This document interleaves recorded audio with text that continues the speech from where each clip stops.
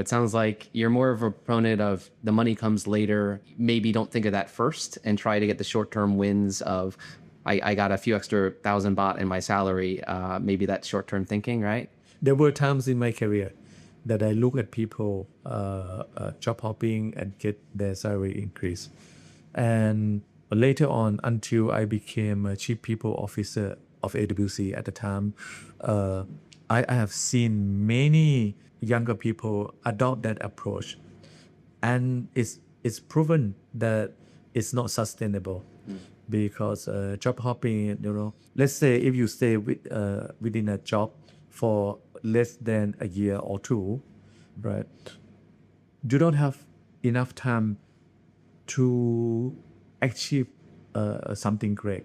For me, I can speak from the bottom of my heart. No, that's not the right way.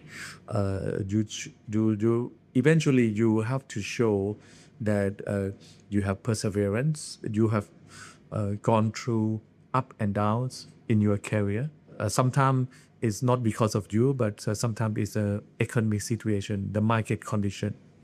When there's a Gulf War or when there's a COVID, economic situation go ups and down. And once you have gone through those easy time, tough time, difficult time, at least it's something that it will always stay with you. Nobody can take that away. And you can be confident when you talk about what you have achieved in your career. Yeah, that was exactly what I was going to bring up and ask you about, is that with job hopping, I can see people benefiting in a way short-term on the resume and saying, I work for this company or I worked in this division, right? So from a resume perspective, at the surface, it may look okay. But then to your point, you're probably not doing a lot of change management or actually having a big impact in 6 months or a year. And so when you're now interviewing for another job or trying to do something else, you probably don't have as much experience at that deeper level.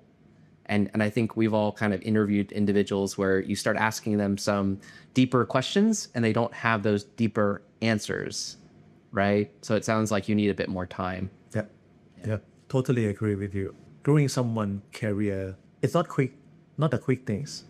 Good things take time, and not only that the result that you have to deliver according to your role, but what about working relationship?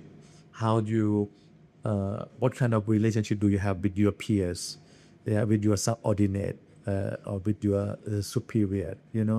A successful professional, once they grow up the ladder, you can tell that there will be a large group of people who used to be their subordinate behind them.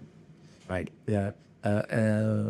When you go into networking or business event, you will see leaders who are admired by a large group of people who can give opinion on certain things and people would listen and follow.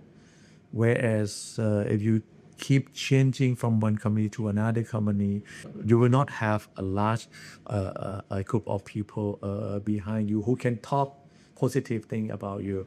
Okay, I'm glad I'm not one of those. I do believe I do have friends and colleague and ex-colleague who can speak up for me if I need that.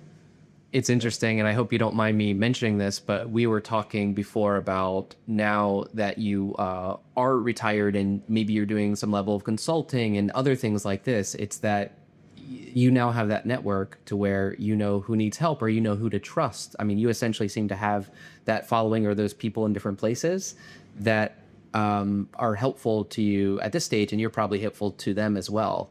So it's essentially, as you said, playing the long game. It is a long game. It's a marathon, definitely. It's not a quick dash. If you enjoyed this clip and want to watch more like it, click here. And if you want to watch the full video, click here.